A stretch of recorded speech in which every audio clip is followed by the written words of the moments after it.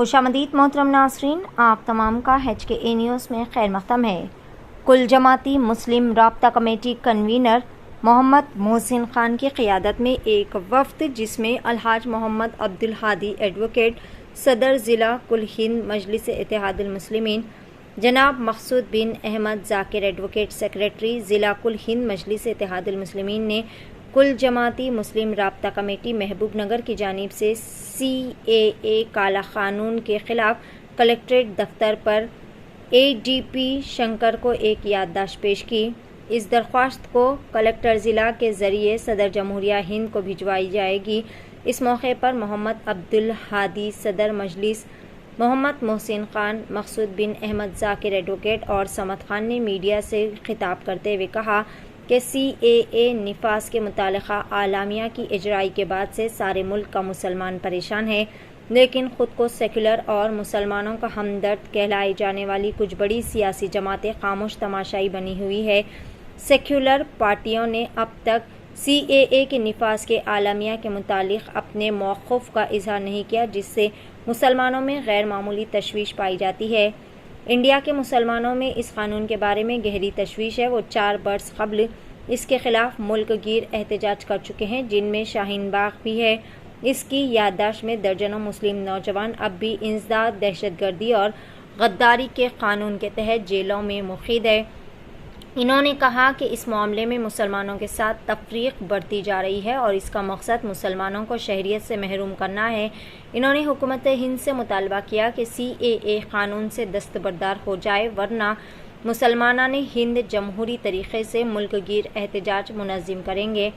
मोहम्मद समद खान, यूसुफ बिन Nasir, Mirza खुद्दूस bag, मुस्लिम league रियासती secretary, Indian union मुस्लिम league Telangana, Mohammad Abdul रहीम, मोहम्मद इलियास, मुजाहिद Qadri, मजलिसी youth leader, Imran शरीफ, Mohammad Tahir, NRI, मजलिसी क़ायदीन के अलावा कांग्रेसी क़ायदीन ख्वाजा अज़मत अली, मोहम्मद उवैस अहमद के अलावा ख्वाजा मोइनुद्दीन एडवोकेट, मिसबाउद्दीन छोटन भाई, मोहम्मद अब्दुल अलीम सिद्दीकी जर्नलिस्ट, हामिद शेख, नूरुल्लाह खान और दीगर क़ायदीन इस वफ़्त में मौजूद थे।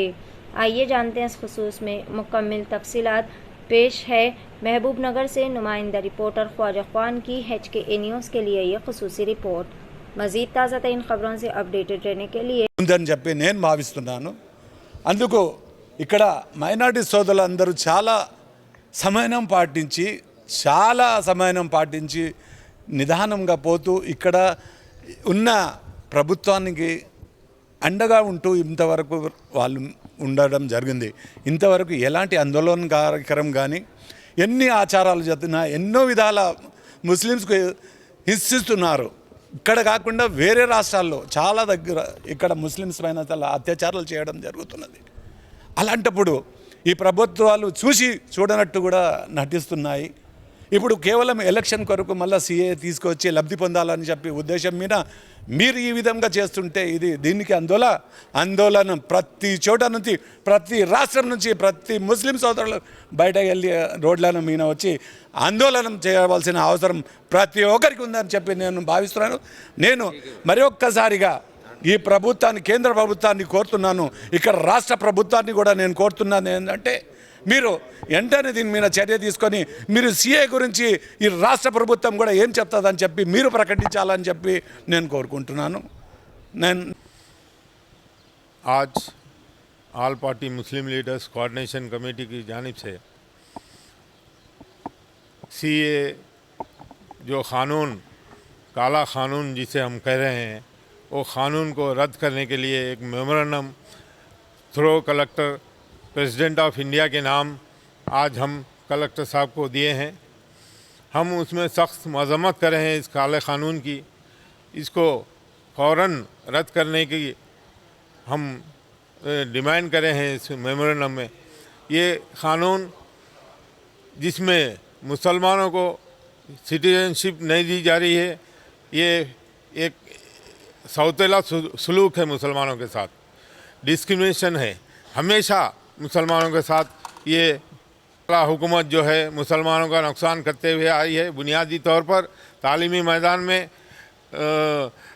सियासी मैदान में, माशी मैदान में हमेशा मुसलमानों को बुनियाद से नुकसान पहुंचाते हुए आई है हुकूमत। ये क़ानून भी जो लाए हैं सरासर गलत क़ानून है, लिहाजा इसको रद्द करना बल्कि हम डिमांड कर रहे हैं।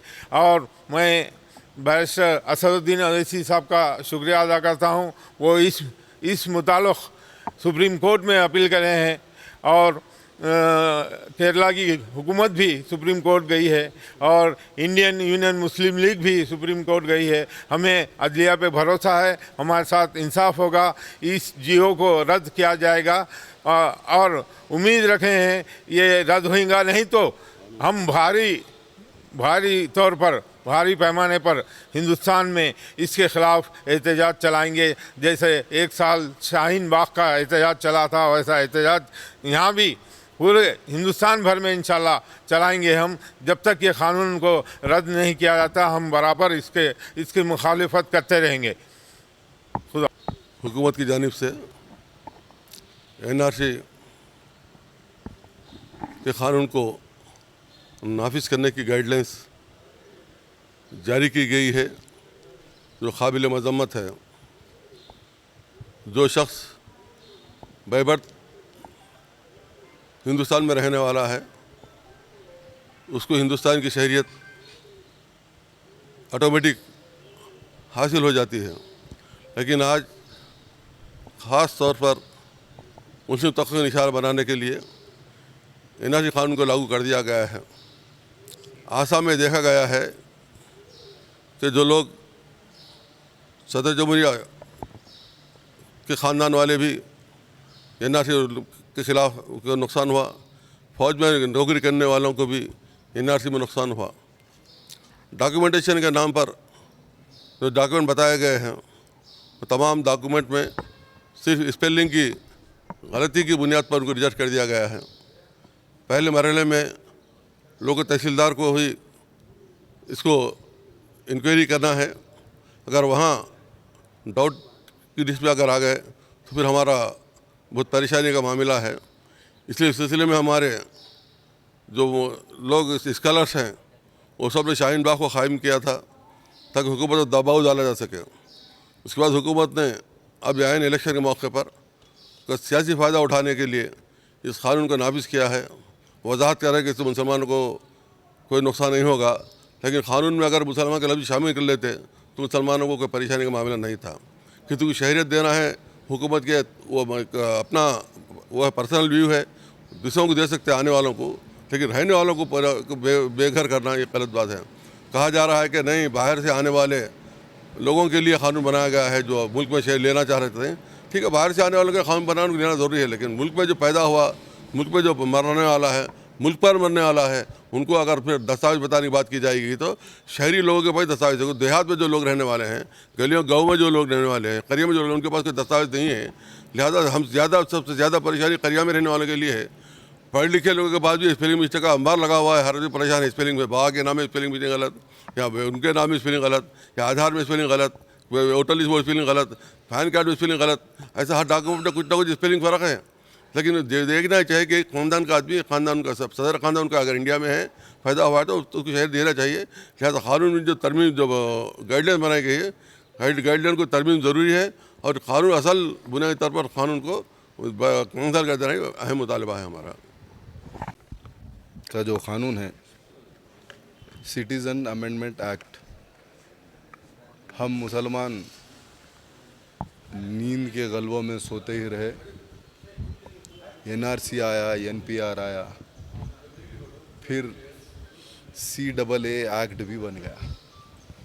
यानी मुसलमानों के साथ हुकूमतों का जो खिलवाड़ का तरीक़ा है, ये खामोशी से अपना काम करते हैं और इलेक्शन के सामने अपने मैनिफेस्टो में सामने वाली कौम को, गैर मुसलमानों को ये बताते हुए कि देखो हम मुसलमानों की सिटीज़नशिप कैसे खींच रहे हैं, इस नाम पे आप वो वोट ले रहे हैं और मुसलमानों की सिटीज़नशिप हमारे को निकाल रहे हैं। ये क़ानून यकीनन CAA जो क़ानून है, ये सिटीज़नशिप देने का क़ानून नहीं है, ये सिटीज़नशिप मुसलमानों की लेने का क़ानून है। मुसलमान अल्लाह आज भी जाग जाएं, नींद के गलबे में मत रहिए आप। मैं सलाम करता हूँ शाहीन बाग के लोगों ने, जो उन्होंने ऐसा एहतजाज मुनज़्ज़म किया था कि हुकूमत मजबूर हो गई थी, लेकिन फिर आज हम खामोश बैठे हुए हैं। आज आपको मालूम है मरकज़ी हुकूमत हर मामले को एक तजुर्बेगाह की तरह काम करती। लव जहाद के मामला जब था तो कर्नाटक को चुना गया जहाँ उनकी हुकूमत थी। कभी गुजरात की हुकूमत में लैबोरेटरी रख के मुसलमानों को नुकसान कैसे पहुँचाना है काम किया जाता। आज CAA का जो तजुर्बा गाह है वो आसाम है, आसाम को चुना गया, आसाम में बता गया। आपको बताने के मौक़ूफ़ में हूँ 1,35,000 मुसलमानों की आज सिटीज़नशिप ख़तरे में पड़ी हुई है। ये लोग जाना फिर फॉरेन रेगुलेटर के पास जाके अपनी अपील डालना, इनको कोई रहने का मौका नहीं। बता रहा हूँ, अगर ये निकल गए हैं, आसाम की मिसाल देख ले कि अब तो भी जाके आसाम में डिटेंशन सेंटर बनाए गए हैं। इनको राहती कैंपों में वो रिफाकी लोगों में यतीम यसीर लोगों की तरह इनको फेंक दिया जाएगा। इनके लिए ना रहने का कोई इंतज़ाम रहेगा, ना खाने का रहेगा, ना कुछ रहेगा। इस तरीके से ये हुकूमत चाहती है। हुकूमत क्या चाहती है? मुसलमानों के ख़िलाफ़ हमारे भाइयों को उकसाए, ये उकसाने के ज़रिए उनसे वोट हासिल करे और फिर वोट हासिल करके हुकूमत में आके फिर मुसलमानों को नुकसान करे। ये मंशा बीजेपी हुकूमत का है 10 साल का। वल्लाही उन्होंने जो काम किया है यकीनन अल्लाह की लाठी बेआवाज़ है। ऐसी लाठी पड़ेंगी कि देखिए आज तेलंगाना गायब हो गई, कर्नाटक गायब हो गई। अल्लाह ने चाहा तो मैं समझता हूँ मरकज़ी हुकूमत भी ख़त्म हो जाएंगी। लेकिन खुदारा आज हमारे मुसलमानों को जागने का वक्त है। ये सोने का वक्त आसानी से लेने का वक्त नहीं है। कोई एक वक्त का चीफ मिनिस्टर बोल दिया मेरे एरिया में अमल नहीं होगा, नहीं, ये हम गलत फहमी में हैं। हम अब देख रहे हैं आप सेंट्रल के जितने टूल्स जो माने जाते हैं, टूल्स जो इस्तेमाल कर रहा है जो मोदी, ईडी है, ईडी का तुम्हारी रियासती हुकूमत से कोई परमिशन ले रही, घुस जा रही लोगों में। IT है, घुस जा रही। इसी तरीके से ये लोग भी आ जाएंगे, इनका स्टाफ आएगा। आपको हम समझ रहे हैं ख्वाबों में म्यूनसिपाल्टी के लोग आके हमारी मालूमात करेंगे, नहीं, जब उन्हें इतना काम कर दिया तो उनके लोगों को रखे ये काम भी करेंगे। तो हमको ये रोकने के हमारे पास एक ही एहतियाज का एक ही तरीक़ा है। हमारे पास एक ही जब विपन हथियार जमहूरियत में है, वो हम एहतजाज करना, प्रोटेस्ट के ज़रिए हमारी चीज़ों को मनवाया जाते हैं। मैं बारिशर असदुद्दीन हफीज़ साहब को भी सलाम करता हूं और मुबारकबाद देता हूं। राइट टाइम पे राइट आपने जिस तरीके से सुप्रीम कोर्ट का दरवाज़ा खटखटाया है CAA के लिए, मैं उम्मीद करता हूं अल्लाह की ज़ात से इंशाल्लाह हमें कुछ इंटीरियर मर्डर ज़रूर मिलेंगे। इस पर अमलवारी के लिए स्टे ज़रूर आएगा। हम सबको भी रमज़ान का महीना दुआ करना है, ये बलाओं से बचने के लिए हमको दुआएं करना है, मुतहिद होना है। जब तक अगर नहीं होंगी, हम ऐसे बटे हुए रहेंगे तो डिटेंशन सेंटर हमारी किस्मत रहेंगी, हमारा मुक़द्दर रहेगा। ये सोच लेना मुसलमानों को यहाँ से तय करना। बहरहाल मैं फिर यही कहूँगा कि डरने घबराने की ज़रूरत नहीं है, लेकिन हर लम्हा हर चीज़ आप बात करते रहिए। वाच डाक की तरह अगर रहेंगे तो आपके हुकूक बचेंगे, वरना आपके हुकूक सलब हो जाएंगे। इसी तरह तमिलनाडु, केरला और बंगाल की हुकूमतों ने मुखालिफत की है CAA की, और वहाँ पर उनके स्टेटों में इस बिल को लागू नहीं करेंगे वो लोग। तो मैं ये जानना चाह रहा हूँ कि कांग्रेस हुकूमत और रीजनल पार्टीज़ जो सेकुलर पार्टीज़ कहती हैं अपने आप को, उनका मौक़िफ़ क्या है?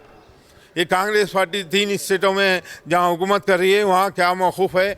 इलेक्शन का सामना है, मुसलमानों का वोट जब चाहिए तो इस बिल की मुखालिफत करना है।